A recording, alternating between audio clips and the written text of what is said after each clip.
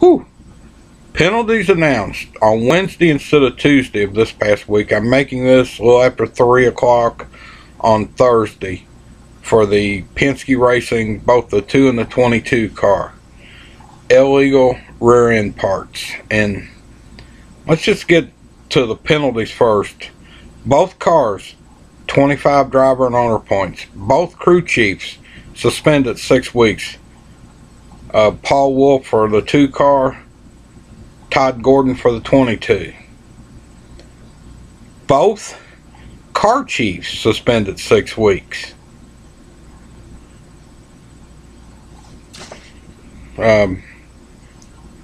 Jerry Kelly, I believe, for the 2 car, and Raymond Fox for the 22 car. Both engineers 6 weeks. Brian Wilson for the 2 car. I could be wrong on this, but I think I'm right. And Samuel Staples, I believe it is, for the 22 car. In addition, Travis Geisler, team director for Penske, 6 weeks. Now, Penske has announced they're going to appeal, but I take issue with some of Brad Keselowski's comments about the 2-team integrity, and let me tell you why. Basically saying Penske don't cheat. I have here a book. This is 40 years of stock car racing, the modern era. This is volume 4. There's actually a 5th volume, which is 40 plus 4. You can find this on eBay and Amazon.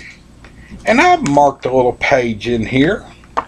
Roger Penske's been around NASCAR for 40 years. Actually run his first race with Mark Donahue driving a Matador in 1972. The only admittedly factory back car in them days. The car was totally factory back. Well, let's look at the final race of the 1974 season. I know I'm going back. I was a teenager when it happened, and I remember this. And you gotta remember, we got the races either maybe the end of them on Wild World of Sports or a week or 2 later on Wild World of Sports. And frankly, in the Louisville area, it was hard to get the races on the radio. Once I started driving, I used to drive 40 miles just to get them on the radio. Used to drive down to my grandmother's house, which is near Brandenburg, Kentucky. But I mean, the coverage hasn't always been there like it is now. Of course, you didn't have the internet in them days. But let's look. Bobby Allison driving the Roger Penske 74 Matador. Back then they put the year in the race reports. So let's look. He won the race. Okay.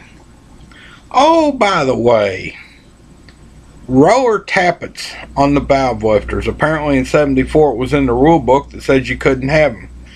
So they fined him $9,100. He was allowed to keep the victory and the points. Now, that year had the worst point system. It only lasted 1 year in the history of NASCAR. I called it the Richard Petty system. Richard Petty won the points in a runaway over Cale Yarborough. David Pearson was 3rd in points, only run 19 of 30. Bobby Allison 4th, only run 27 of 30 races, and with a good lead over Benny Parsons in 5th, taking points probably wouldn't have hurt him. Actually, when they took money back then, it probably did take points, but it didn't hurt him. I don't believe he could have caught. Let's see here. Let me look at it again.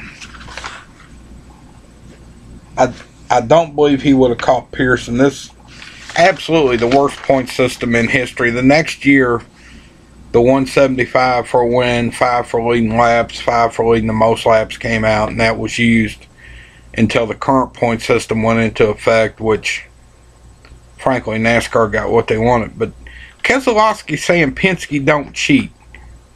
Well, check the book. And NASCAR praised Penske, or I'm sorry, NASCAR Race Hub said Penske hasn't been caught. Well, I sent him an email. I have not received a response as of just a few minutes ago. So, Brad, maybe you ought to check your facts before you go saying how clean the Penske team is, because they haven't always been clean. Now, I know it's totally different people back then. But let's get back to the suspensions, and they're under appeal, so they will be allowed at the races.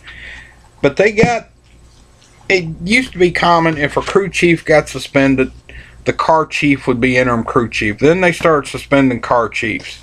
Then engineers. Well, so in this case, they got both crew chiefs, both car chiefs, both engineers, and another possibility, Travis Geisler, who's the team manager for Penske over both teams, and wow. They nailed him.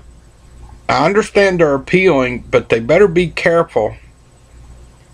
As Brad Keselowski says that they were singled out, and he called out the Hendrick cars last year, and NASCAR said, no, we know what they're doing. Now, they did make some rules related to it, as I understand it, but Brad, maybe you ought to just check your facts before you open your mouth.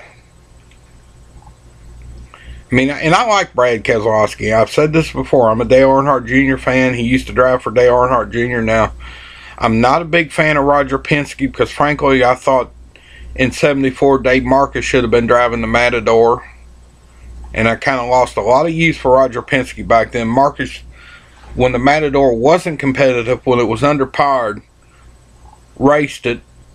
Now, granted, the next year Marcus got the K&K ride and won some races. But I frankly thought Roger Penske did Dave Marcus wrong. He did give him one race in the Matador in '74, but, you know, it just wasn't right. So that's my problem with Roger Penske.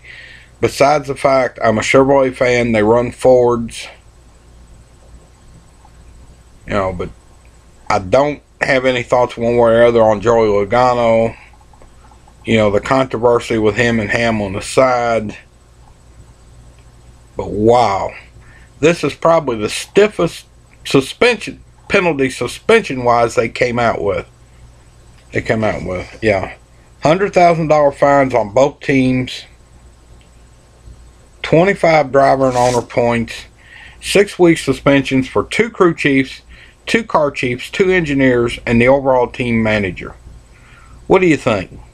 Too much? Not enough?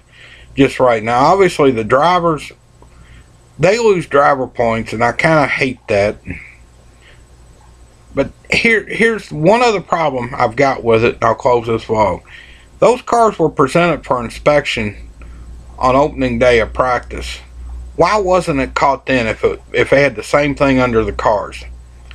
Why didn't they say change it then? I don't understand that. Now, granted, both teams had good runs. I mean, to change the rear end housing, literally, Joey Logano's car almost didn't make the start of the race in the top 5 run, and Brad having a top 10 run.